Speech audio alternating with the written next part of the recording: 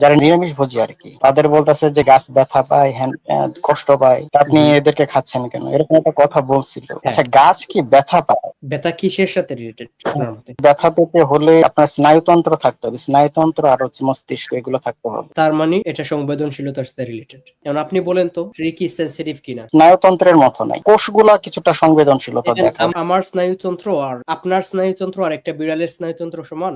একই রকম তো। একই রকম বলতে কি বুঝাচ্ছেন? তাকেও যদি আপনি আঘাত করেন, সে যেভাবে ওই আঘাতটা থেকে এস্কেপ করার জন্য দূরে সরে যাবে, সে যেভাবে চিৎকার করবে, তার রিঅ্যাকশন দেখে আপনি বুঝতে পারেন এক্সিলেন্ট এইটা একটা গাছ আর এইটা একটা ডাল। আপনি যদি এই ডালটা কাটেন, এই ডালটা কি বেঁচে থাকবে না মারা যাবে? ডালটা মারা যাবে। কেন? শেকড় থেকে যে সকল উপাদানগুলো আসার কথা সেগুলো এখন আসছে না। তাহলে আপনাকে যদি ফুড না দেই আপনি মারা যাবেন কিনা? হ্যাঁ, মারা যাবে। আপনি কি পেইন ফিল করবেন? যেদিন থেকে আমার খাওয়া দাওয়াটা বন্ধ করে দেবে সেদিন থেকে মোটামুটি আমি পেন ফিল করব। সো আপনি ওইটা পান নাই দেখে আপনি চিৎকার করবেন। গাছের সেই আওয়াজ নাই যে সে চিৎকার করবে। সে দেখায় তার পাতা মারা যায়, তার ডাল মারা যায়। ওইগুলো হচ্ছে এক্সপ্রেশন। কারণ আপনি যদি মনে করেন যে সবাই মানুষের মতো চিৎকার করবে, আনফরচুনেটলি ওইটা হবে না।